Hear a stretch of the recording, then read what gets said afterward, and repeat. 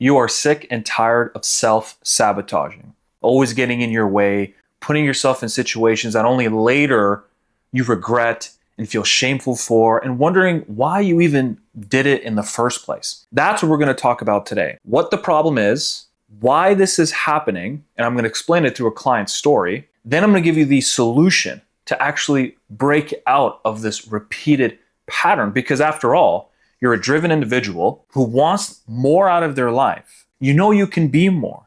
You know you're called for more, but you're in your own way and you're frustrated and you're done. Starting off with the problem. Let's say, for example, just before we're about to give a presentation, and this presentation is pretty important because it can actually maybe lead to a potential raise, or maybe it's an interview for a job you've been craving, and maybe the night before, you'll go drinking like crazy. Or you'll be in the meeting and you'll feel this compelled feeling to say something stupid. And you feel for a moment you were possessed.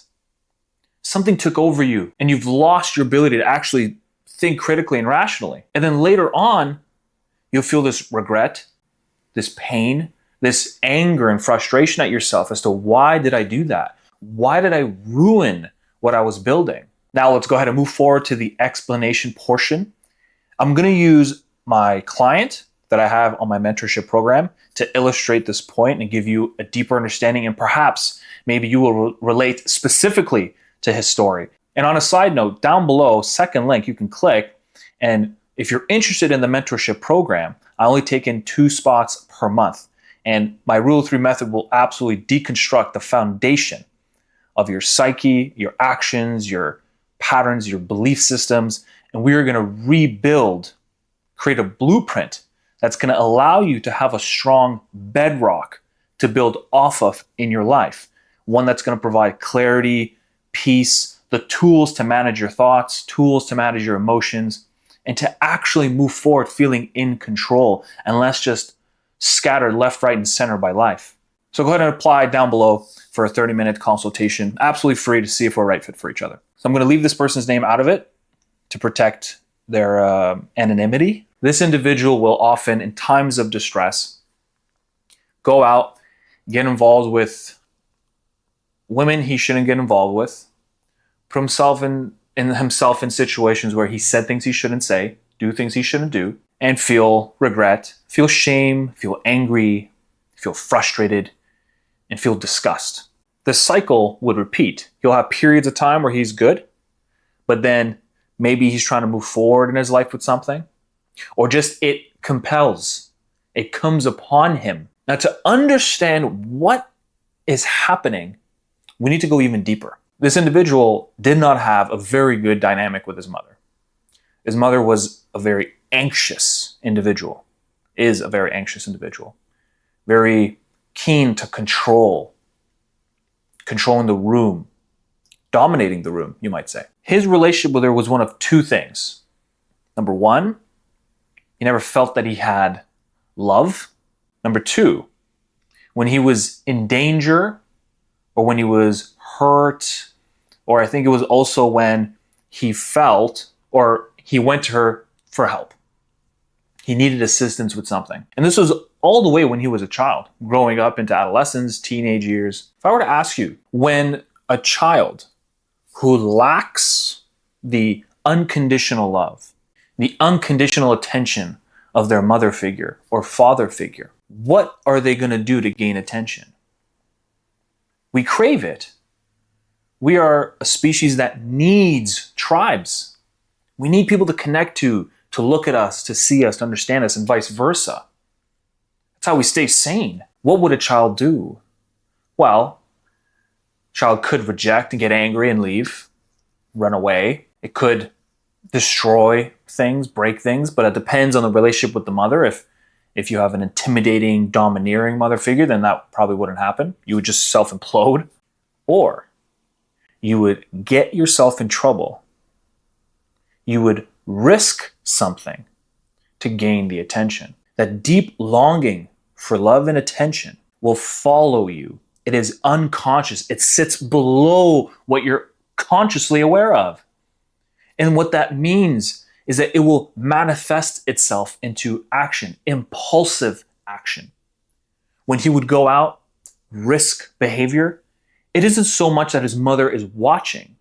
She's not there with him, but it unconsciously still lives because it is unintegrated.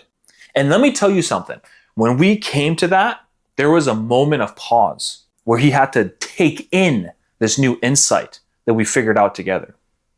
And obviously coupled with his dreams and his daily journals, the mentorship is quite intensive, but it gets the job done. And when we sat there and reflected, it rang deeply true. So now what's the solution to something like this?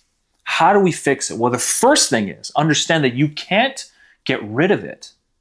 It's not something you just get rid of. It is deeply ingrained. It's a scar. But what you can do is build awareness of it.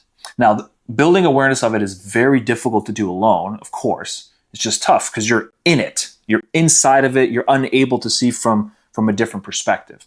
So if you can get someone to help you, get someone to speak to you, it would be infinitely easier and quicker. Next thing is you need to see what I call the activation point. What activates this impulse, this complex, to rise up, take control over your ego and make you do things you don't want to do? What starts it exactly? So for my client, when he would have, let's say, an imagination of that dynamic with his mother, when he would have emotion stir up from it, it would ignite. It would activate the impulse, the craving for risk. And so he would go out, do risky behavior, and then so on and so forth, feel regret, feel shame, feel embarrassment, and he goes right back in that cycle again. So by finding the activation point, you can then begin an interrupting the loop pattern before it begins. Because no matter what you do, once the spin starts, it is very difficult to stop. In reality, every person I've worked with, even my own personal experience, which by the way, the whole method is built off of, tells me that once it begins and starts to spin, it forms a strong pull. And that strong pull is very tough to just right then and there stop. You have to catch it in its early phases. The next is forgiveness. If there is someone in your life that contributed to this self-sabotaging pattern, you have to forgive. It's the tension that also keeps it alive. The fight, the resistance.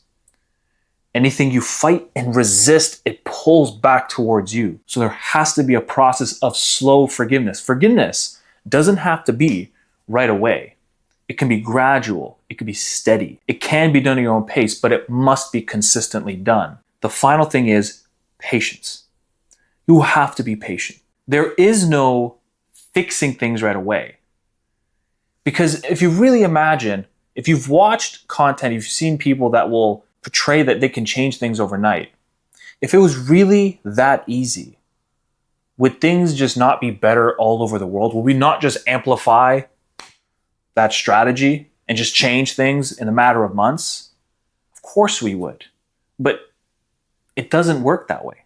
Change happens gradually. Because why? We're human beings. We're not robots. We're not people that can just input this code and there we go. We're good to go. Even people that have done this practice, my method, you will have months where you're solid and then you'll have a couple days where you're out of whack and your impulses become strong again and they become powerful again. And that is absolutely normal. It's part of being human. And it's understanding that there are going to be those days where you're feeling good and you're not feeling good. You're feeling control, you feel out of control. And to not resist. It's about staying on track, just in the long-term play, staying consistent with it. And then everything will start falling into place. The muscle that it takes to interrupt that loop, catch the activation point, will become more aware. Because then you'll be seated at the center of your being, rather than hovering on the outside in the ego realm full of fear, anxiety, and stress and panic. The more you settle in the center, the more you will feel clear, the more understanding you will get. If you want to keep watching more, I'm going to leave up a link to my loop pattern video. It's a deeper talk about what causes us to get stuck in our pattern. So if you want to watch that, go ahead and click. Otherwise, I'll see you on the next video.